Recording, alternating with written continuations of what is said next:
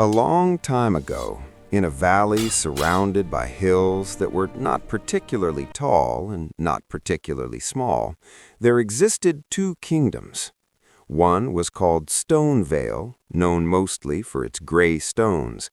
The other was called Willowmere, known mostly for its willows. The willows were calm trees. The stones were calm stones. Everything was calm. For many years, the two kingdoms lived side by side without much excitement. They traded apples, they discussed rainfall, they occasionally compared fence heights. Nothing dramatic ever happened. Until one slightly windy afternoon when a letter was delivered. The letter was about a missing barrel.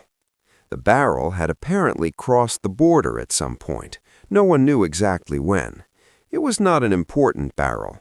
It once held pickles. Now it held nothing. But the letter was written in a very serious tone. Stonevale believed the barrel belonged to them. Willowmere believed the barrel had simply rolled naturally downhill. Meetings were scheduled. Chairs were arranged. Tea was poured. The discussion lasted a very long time. Someone mentioned responsibility. Someone else mentioned gravity. A royal advisor said this could escalate. No one was sure what that meant, but it sounded official. By sunset, both kingdoms had declared war. The announcement was read the next morning in Stonevale's town square. "Hear this," said the messenger calmly. "We are now at war with Willowmere." A man adjusting his hat paused. "For how long?" he asked. "That is unclear," replied the messenger. The man nodded and continued adjusting his hat. In Willowmere, the reaction was similar. A woman hanging laundry sighed gently. "That seems inconvenient," she said. "Yes," replied the town crier. Preparation began immediately, though in a very measured way. In Stonevale, soldiers inspected their boots. Boots are very important in war, especially when much walking is expected. One soldier decided to replace his insoles for better comfort. Another tightened his belt one notch. Helmets were polished carefully, not aggressively, just enough to create a polite shine. Swords were sharpened. The sharpness was tested on bread. The bread was sliced evenly and later eaten with butter. In Willowmere, shields were dusted. Spears were aligned in straight rows. One soldier spent 15 minutes deciding whether to bring a thicker cloak in case the evenings were cool. He decided to bring it, just in case. After several days of steady preparation, both armies agreed to meet in the large meadow between their kingdoms. The meadow was wide and peaceful. Grass swayed gently. A few cows observed from a safe and mildly curious distance. On the morning of the march, Stonevale's army lined up neatly. Left foot, right foot, left foot, right foot. The rhythm was steady and not dramatic. Across the meadow, Willowmere's army marched at a similarly calm pace. One soldier paused briefly to tie his shoelace. The others waited patiently. When both armies reached the center of the meadow, they stopped. They stood facing each other. The wind moved through the grass in soft waves. The generals stepped forward. They bowed slightly. "Shall we begin?" asked Stonevale's general. "Yes," replied Willowmere's general, adjusting his gloves. The soldiers raised their swords. Instead of charging, they walked forward at a comfortable speed. Clink, a sword tapped a shield. Clink, another sword met another shield. The sounds were gentle. No one shouted. No one gave a fiery speech. One soldier blinked twice and shifted his stance slightly for better balance. After about 30 minutes of light clinking and careful stepping, both sides began to feel reasonably tired. "Water break?" suggested a captain. "Agreed," said another. Canteens were opened. Water was sipped slowly. One soldier from Stonevale offered a small piece of cheese to a soldier from Willowmere. It was accepted gratefully. They resumed. Clink, step. Clink, step. A shield strap needed adjusting. A helmet slid slightly forward and was pushed back into place.